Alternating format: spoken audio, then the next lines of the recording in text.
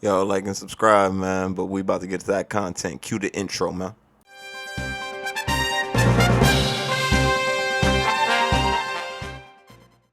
Picking up where the evening news left off, we begin with a breaking news update involving the ship that hit a Baltimore bridge. The images are surreal, including the sight of the mangled metal surrounding the ship. The remains of that bridge seen here coming to rest in the water. 6 people are now presumed dead. And here's the eerie aftermath. You can see the concrete ramp leading up to the bridge remains, leaving a road to nowhere. CBS 2's Sabrina Franza is monitoring late developments from the newsroom and joins us now live. Sabrina.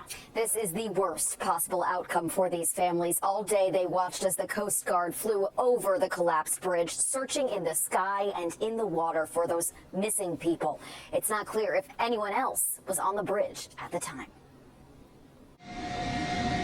There's no new information about the search efforts. Maryland Governor Wes Moore. There's still an investigation going on about which vehicles that we had that was on the bridge. The thing that we know that we also can verify though is the quick work of public officials and law enforcement who kept more vehicles from coming onto the bridge. They undoubtedly saved an innumerable amount of lives. After a container ship struck a support column of the Francis Scott Key Bridge, it collapsed. The ship, which is registered in Singapore, had 22 crew members on board, all Indian nationals. Officials have said the container ship had a power issue before the collision. Someone made a mayday call. This is an excruciating day for several families. 6 men who were part of a company's construction crew filling potholes are now presumed dead. According to the Baltimore Banner, the men came to the United States from El Salvador, Guatemala, Honduras, and Mexico, all in a search for a better life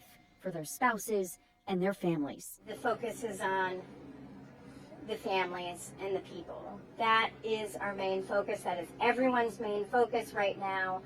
The rest can wait.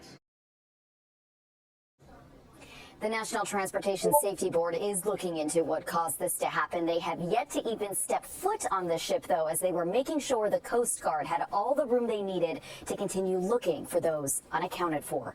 In the newsroom, Sabrina Franza, CBS 2 News. Sabrina. What's poppin', y'all? It's your boy Icon Got You, aka the voice of the casual, aka Mr. Leather on Butt. So today we are going to be talking about it is a cargo container ship. It's a large ship. And it was originally it's stationed out of Singapore, if I remember correctly.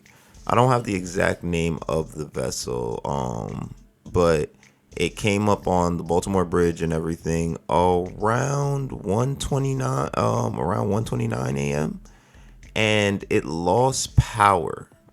So when it lost power, they started the ship's like process where it says like it said they radioed the U.S. Coast Guard. They put out a signal and everything. They lost power in the vessel, and this is all like what we know so far and everything. So as while all this is going on, mind you, there's still people passing on the bridge. There's people working on the bridge. They're doing like, I believe it was filling potholes and, just regular maintenance done on bridge. If you live in New York, like, for example, like on the George Washington Bridge, like you'll always see construction or something going on the on the GW, or like, the Grand Dam, or it's just certain bridges, like it's just they always are gonna have construction workers on them, and that's just normal. Like that's a normal occurrence. Like that is a normal occurrence. Like so these do so now the ship ended up hitting into the pillar of, it's like a support beam. So how it works is like with the bridge is they have these support beams and everything, and those beams are like the most important part of the bridge. So that's why most of the times, like, it's a big thing, like when it's like, the bridge goes up and they're crossing and everything, they want to make sure that those things don't get hit, because for one, the damage is if a bridge were to go down like this is like, oh my goodness, like millions and millions and millions of dollars. I don't know, what do they estimate the damages at? I'm trying to see if I could find the exact number of what they estimated the damage. I just know you already know, like even when you look at the pictures of everything, it just looks bad. It's metal everywhere. They lost power. It's so much that goes on. I can't find an exact number to how much they're estimating worth of damage, but it's, you already know it's north, like, just, it's at least $1 billion, at least $1 billion. Like, and that's me being honestly generous to say 50. That this is a multi. Oh my goodness, this is a multi-million-dollar project. Like, that is gonna happen here. This make, and then the other thing I think I found more astounding when I read when I was reading this, um, so this part I found crazy. They were saying that versus charging the company that rammed into the pillar, like that rammed into it, they were talking about charging taxpayers to pay for this.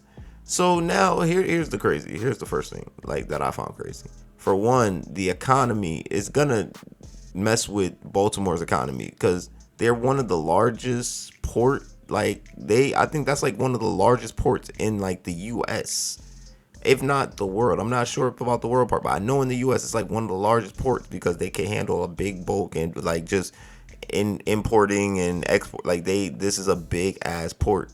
A lot of stuff happens within this port.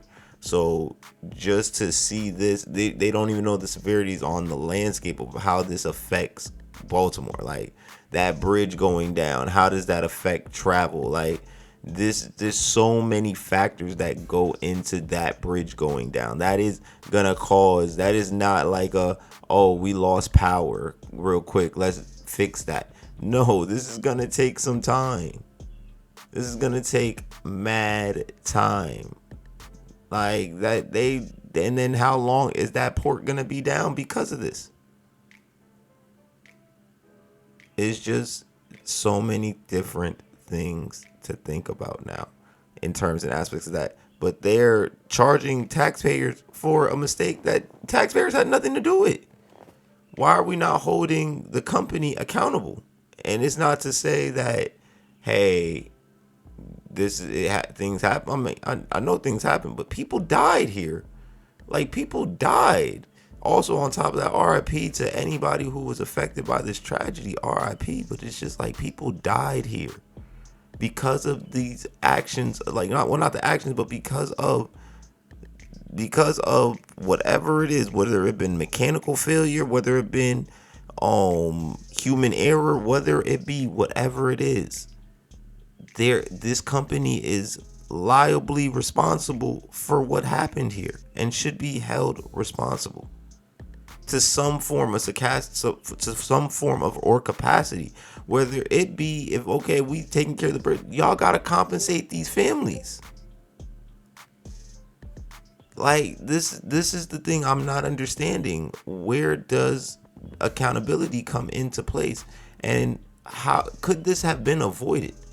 That's the other thing we wondered. Could this have been avoided? Because there's 6 construction workers who are on that bridge that are presumed dead.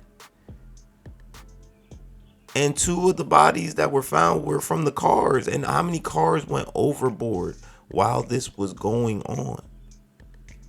So it's just a sad situation. As we'll cover it as more details come about and everything else. Like, as you heard even in the news, the beginning of the intro, they haven't even got onto the boat to figure out certain things because the Coast Guard is still doing their thing. They're still trying to recover bodies. So it's a very sad situation, man. Yo, what are y'all thoughts on this, man? How do y'all feel like these things will moving forward with this? How do you feel like this could have all been avoided? Let me know in the comment section. But y'all already know, man. It's your boy Icon Got You, aka the voice of the casual, aka Mr. Leather on Butt. And I'm out of here, y'all. And y'all already know, man. Never be afraid to reinvent yourself and always be you.